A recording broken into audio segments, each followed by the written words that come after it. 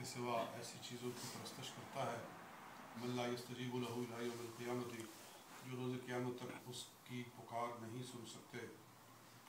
वहुम अन दुआइहिम गाफिलून, और वो उनकी पूजा पाठ से बेखबर हैं। वइज़ा हुशिरन नासु, और जब लोगों को क़यामत में उठाया जाएगा, कानू लहुम आदाअन, तो वो उनके दुश्मन होंगे। व कानू बिइबादतिहिम काफिरीन, और उनकी इबादत से इनकार कर देंगे। ये दो आयतें सूरह अहकाफ की तिलावत की गई हैं, आयत नंबर 5 और 6। इनमें अल्लाह ताला ने बुत परस्तों, सूरज परस्तों और दीगर मुशरिकीन का रद्द फरमाया है कि जिन चीज़ों की वो पूजा करते हैं वो क़यामत तक उनकी कोई बात नहीं सुन सकते और वो उनकी पूजा से बेखबर हैं, और क़यामत वाले दिन वो उनके दुश्मन होंगे और उनकी इबादत से इनकार कर देंगे। हमें क्या खबर है कि ये लोग हमारी पूजा करते थे, हमारी इबादत करते थे, जो आग को पूजते हैं, सूरज को या सितारों को या जानवरों को या बुतों को। तो ये चीज़ें उनकी इबादत से बिल्कुल रोज़े क़यामत इनकार कर देगी कि हमें कुछ पता नहीं कि ये हमारी इबादत करते थे। इसी तरह पीछे 23वें सिपारे में इसी तरह की एक आयत मुबारका गुजरी है। सूरह यासीन से पहले अल्लाह ताला इरशाद फरमाता है सूरह सबा में रब्बुल आलमीन ने इरशाद फरमाया कि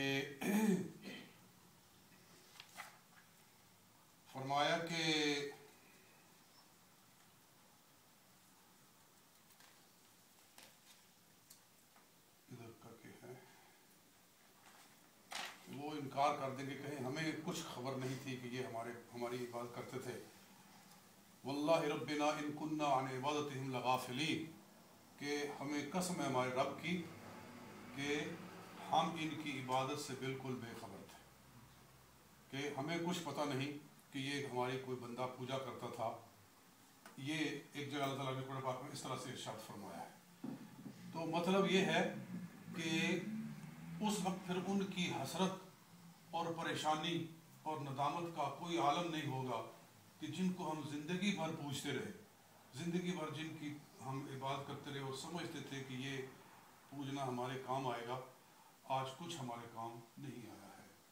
तो उस वक्त, और जो सितारों की पूजा करते हैं, सूरज की पूजा करते हैं, पत्थरों की पूजा करते हैं, इन सारी चीज़ों को जहन्नम में डाला जाएगा। इन चीज़ों को भी जहन्नम में डाला जाएगा, क्योंकि एक जगह अल्लाह ताला फरमाता है सूरह अंबिया के अंदर कि इन्नकुम व मा ताबुदून मिन दूनिल्लाह, तुम और जिन चीज़ों की तुम पूजा करते हो अल्लाह के सिवा, हसब जहन्नम, ये जहन्नम का ईंधन है। इन्नकुम व मा ताबुदून मिन दूनिल्लाह हसब जहन्नम, तो ये चीज़ें जहन्नम में डाली जाएगी। जहन्नम में इनको डाला जाना इसलिए नहीं कि इनको सज़ा दी जाएगी, बल्कि ये जो लोग इनको पूजते थे उनको सज़ा देने के लिए जाएंगे। उनको सज़ा देने के लिए जिन पत्थरों को वो पूजते थे उन पत्थरों को तपा के उनको दागा जाएगा, और सूरज और सितारे इस कदर गर्म कर दिए जाएंगे। सूरज वैसे ही बहुत ज़्यादा गर्म है, लेकिन मज़ीद तपा कर वो उनके ऊपर मुसल्लत किया जाएगा ताकि उनको सज़ा दे। इसलिए अल्लाह ताला इरशाद फरमाता है कानू लहुम आदाअन, वो उनके दुश्मन होंगे। जैसे दुश्मन अपने दुश्मन से सलूक करता है, इस तरह से ये चीज़ें उनके साथ ये सलूक करेगी। तब अल्लाह ताला फरमाएगा चखो इनकी इबादत का मज़ा, कि जो तुम इनकी पूजा करते थे उसका तुम्हें ये क्या रिटर्न दे रहे हैं। तो ये इसका मकसद है। इन आयत मुक़द्दसा का सही मफ़हूम यही है। मगर किस कदर अफसोस की बात है कि कुछ लोग इन आयतों को इस बात पर चस्पा करते हैं कि ये जनाब जो कोई गौसे पाक को पुकारता है, कोई हज़रत अली को पुकारता है, कोई या अली कहता है, कोई या गौस कहता है, कोई फ़लाँ कहता है, तो ये भी लोग इसी आयत के नीचे आते हैं और रोज़े क़यामत ये जो बुज़ुर्गान दीन है ये इनकी पूजा पाठ से इनकार कर देंगे। हालांकि जो आयतें मुशरिकों के लिए नाज़िल हुई, कुफ़ार के लिए नाज़िल हुई है, ان کو مسلمانوں پر چسپاں کرنا اور جو آیتیں بتوں کے لیے نازل ہیں ان کو اولیاء اللہ اور انبیاء کے اوپر لگانا، یہ بڑی زیادتی ہے۔ اور یہی خروج ہے، یہ سلسلہ شروع ہوا جب حضرت علی شیر خدا رضی اللہ تعالیٰ عنہ کے مقابلے میں کچھ لوگ کھڑے ہوئے اور وہ حضرت علی کے لشکر میں سے ہی الگ ہوئے تھے۔ جب حضرت علی اور حضرت امیر معاویہ کی باہم جنگ ہوئی تو اس جنگ میں سے کچھ لوگ حضرت علی کے لشکر میں سے ہی جدا ہوئے اور انہوں نے کہا، جب ان دونوں کی صلح ہو گئی، صلح کے لیے انہوں نے لڑائی بند کر دی کہ لڑائی بند کر دو اور 6 مہینے لڑائی بند رہے گی اور اس دوران میں کچھ لوگ ادھر سے کچھ ادھر سے مل کر اس معاملے کو حل کریں گے۔ حکم بنا دیے گئے تو کچھ لوگ جدا ہو گئے حضرت علی کے لشکر سے اور انہوں نے کہا کہ معاذ اللہ علی اور معاویہ دونوں کافر ہو گئے ہیں، کیونکہ انہوں نے اللہ کے سوا حکم مقرر کر لیا ہے، حالانکہ حکم تو صرف اللہ تعالیٰ ہے۔ ان الحکم الا للہ، حکم صرف اللہ تعالیٰ۔ قرآن پاک کی آیتیں پڑھتے تھے اور الیس اللہ باحکم الحاکمین، اللہ ہی سب سے بہتر فیصلہ کر۔ یہ ساری آیتیں پڑھ کر صحابہ کرام کو مشرک قرار دیتے تھے جی، یعنی یہ آیتیں پڑھ کر مسلمانوں کے اوپر شرک کے فتوے لگانا، یہ سلسلہ بہت دور سے شروع ہوا۔ قرآن پاک کی غلط تعبیر کرنا، قرآن پاک کا غلط مفہوم سمجھنا اور صرف اپنے آپ کو مسلمان قرار دینا اور دوسروں کو مشرک قرار دینا، یہ زیادتی ہے، یہ انتہا پسندی ہے۔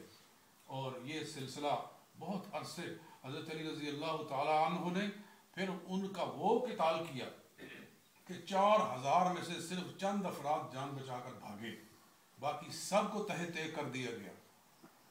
اور حضرت علی رضی اللہ تعالیٰ نے فرمایا، اس آدمی کی لاش تلاش کرو جس کے بارے میں حضور اکرم صلی اللہ علیہ وسلم نے فرمایا کہ وہ چھوٹے چھوٹے جس کے بازو ہو گئے تو جیسے کہ عورت کے پستان ہوتے ہیں، اس طرح کی چھوٹی چھوٹی انگلیاں اس کے کندھوں پر لگی ہوئی ہیں، تو اس کی لاشوں کے نیچے میں سے نکل آئی۔ جب اس کی لاش نکلی تو حضرت علی رضی اللہ تعالیٰ سجدے میں گر گئے اور کہا، الحمدللہ، اللہ تعالیٰ نے میرے حق کو واضح کر دیا ہے۔ اور حضور صلی اللہ علیہ وسلم نے فرمایا تھا، نشانیاں بتائی تھی کہ اس قسم کا لشکر ہوگا، تو اس وقت چند افراد جان بچا کر بھاگے تھے۔ اور حضرت علی رضی اللہ تعالیٰ نے فرمایا، سے پوچھا گیا کہ کیا یہ ختم ہو گئے؟ فرمایا نہیں، یہ ان کے پیچھے لوگ آتے رہیں گے، ابھی کچھ ماؤں کی رحموں میں ہے اور کچھ باپوں کے صلبوں میں ہے، اور یہ ہر زمانے میں پیدا ہوتے رہیں گے۔ تو مطلب یہ ہے کہ دین کا معنی بگاڑ کر، قرآن کی آیات کا مفہوم غلط لے کر مسلمانوں میں تفرقہ پیدا کرنا اور مشرک قرار دینا اور کافر قرار دینا، یہ اسی سے فرقے پیدا ہوتے ہیں، اسی سے لوگ ایک دوسرے کے ساتھ لڑتے اور جھگڑتے ہیں۔ رہ گیا کہ کوئی یا علی کہتا ہے یا کوئی یا غوث کہتا ہے، تو دیکھو اللہ تعالیٰ نے انسان تو انسان ہے، جو مومن کی روح ہے اس کی قوت اور اس کی سماعت کا کیا کہنا ہے، وہ تو بڑی بلند و بالا بات ہے۔ مسند الفردوس میں حدیث صحیح ہے، رسول اکرم صلی اللہ علیہ وسلم نے ارشاد فرمایا، بعض جانوروں کو اللہ تعالیٰ نے یہ قوت دی ہے کہ مشرق و مغرب کی آوازیں سنتے ہیں۔ بعض جانور مشرق و مغرب کی آوازیں سنتے ہیں۔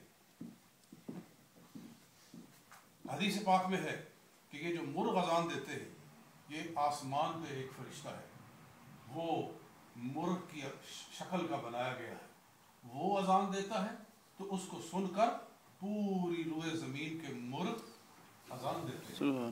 جی، مرغوں کو اللہ تعالیٰ نے طاقت دی ہے کہ آسمانوں کی آوازیں سن لیتے ہیں۔ پھر ابن ماجہ شریف کی حدیث ہے کہ جب ایک مسلمان مومن سے، ایک مرد مومن سے اس کی بیوی ناحق جھگڑتی ہے، اس سے لڑائی کرتی ہے، تو جنت میں جو حور اس کا انتظار کر رہی ہے اس مومن کا، وہ کہتی ہے کہ وہ اللہ کی بندی اس کے ساتھ کیوں لڑتی ہے، تیرے ساتھ تو 4 دن کا مہمان ہے، پھر تو یہ ہمارے پاس آنے والا ہے، تو اس کے ساتھ کیوں لڑتی ہے۔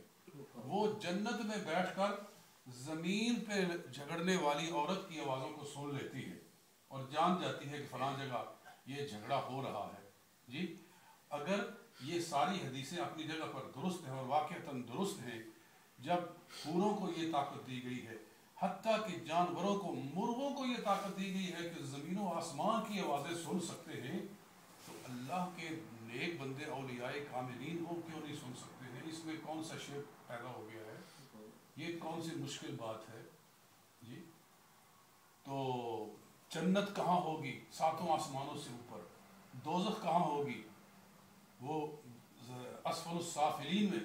اور قرآن پاک میں ہے کہ جنتی دوزخیوں سے بات بھی کریں گے، بات سنیں گے بھی.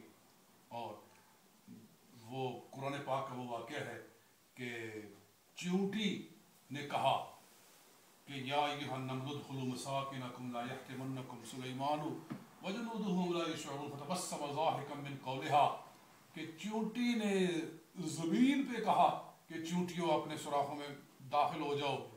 سلیمان علیہ السلام کا لشکر ہوا میں جو تیر رہا تھا کہیں یہاں اترے اور تمہیں کچل نہ دے، تو حضرت سلیمان علیہ السلام ہوا میں اس کی آواز کو سن کر مسکرا پڑے.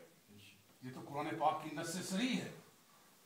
تو اللہ کے نیک بندوں کی سماعت، اس کے اوپر تعجب کرنا اور اس کے اوپر شرک کا فتویٰ لگانا، یہ تو بڑی جہالت ہے.